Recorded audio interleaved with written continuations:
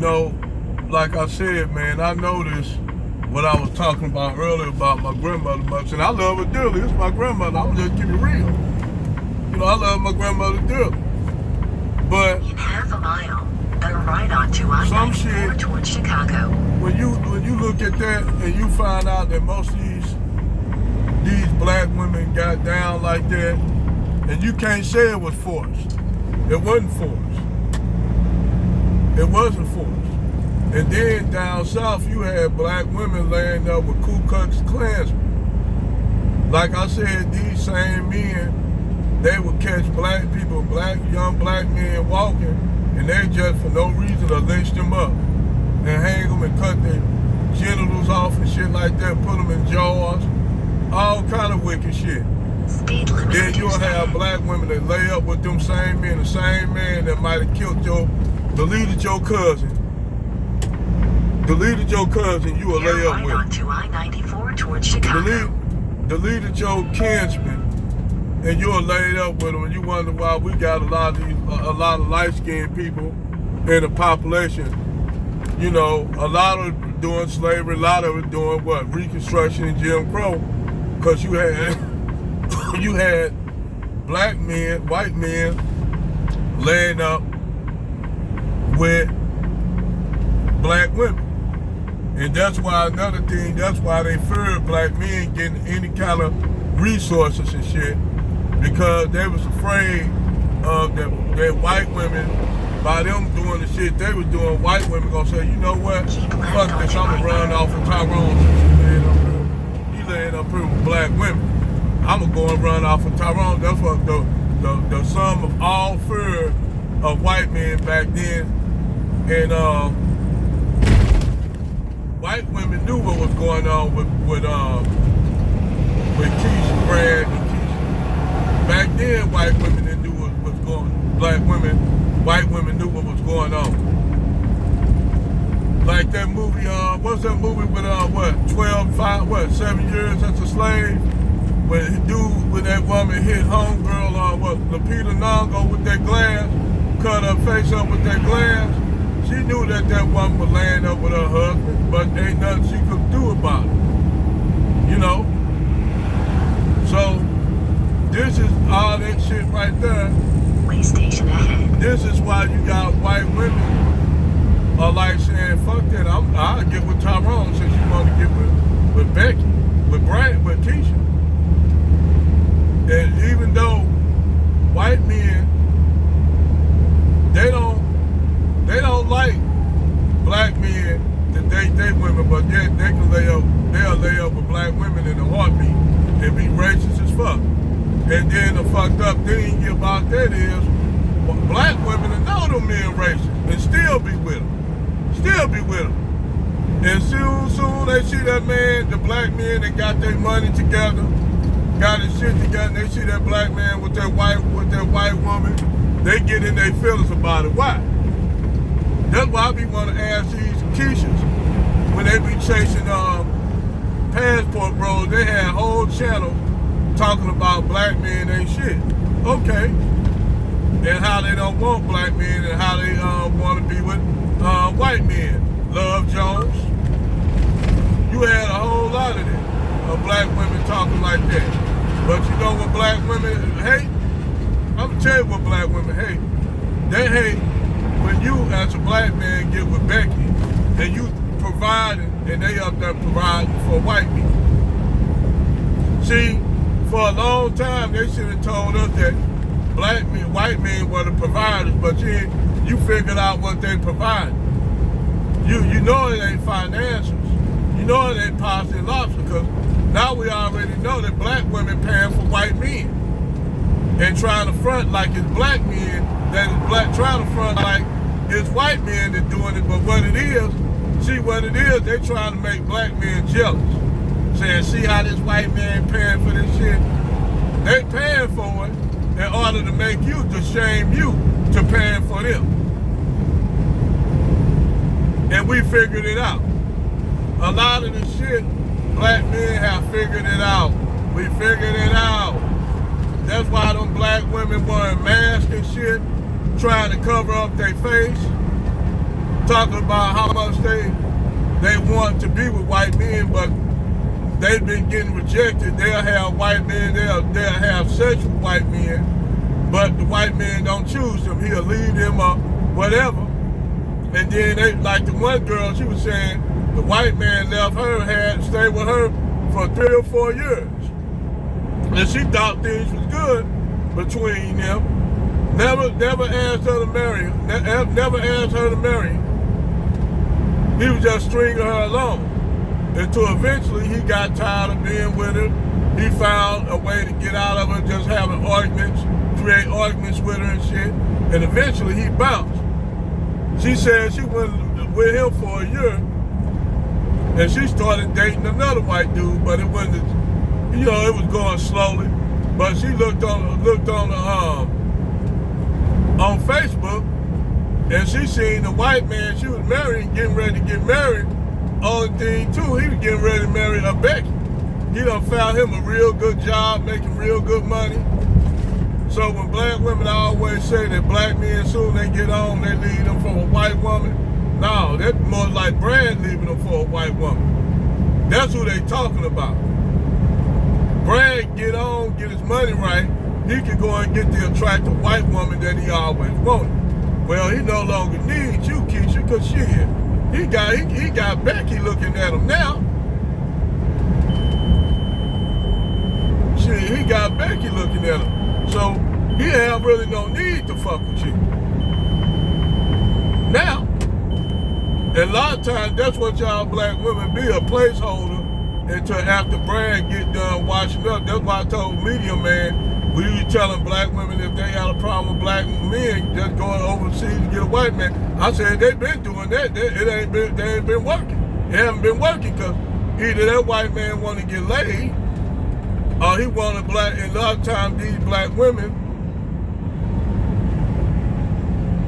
they will get with white men, and the white man don't want to be with them.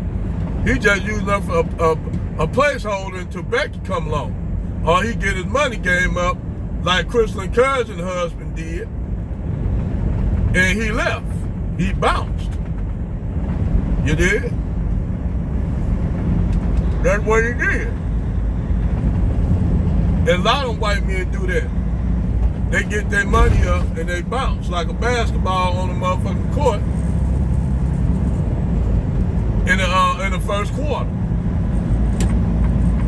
And see, you'll have a lot of black women, they'll sit up there and say that the reason why they got to date marry white men because black men ain't getting married, don't want to get married. That's bullshit. We actually marry more than them. Now, they flip the script and say, well, black women and white men relationship lasts longer. All that shit was debunked and destroyed too. Actually, black men and white women relationships last longer. It's Keisha's and Brad relationships or marriages don't last long when they get married. And we already know because it's a bunch of nuance with their relationships. See, that black women can run all that shit they want to, all that projecting. But like I said, black women, they lie like white supremacist white men. They lie, that's why it works out with them, because if you notice, white men lie a lot about shit. They gotta lie about everything about their history, project a lot, make themselves out the victim when they the villain in every goddamn movie. And that's what Keisha do. Keisha be the villain and victim, try to play the victim, but be the villain. Like Love Jones.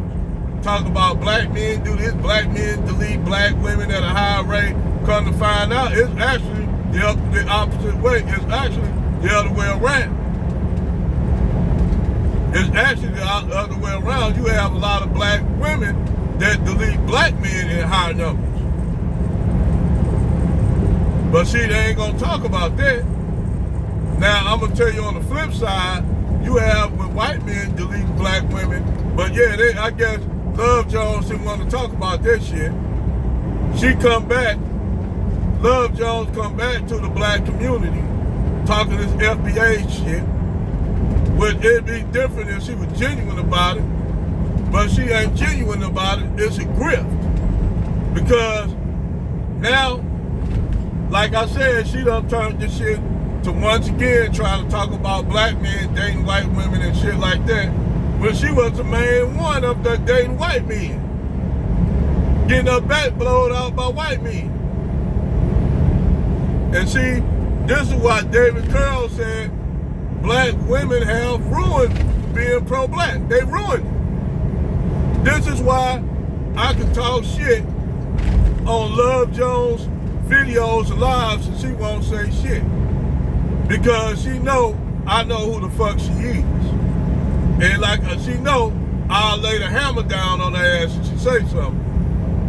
And I told her I'm gonna expose your ass.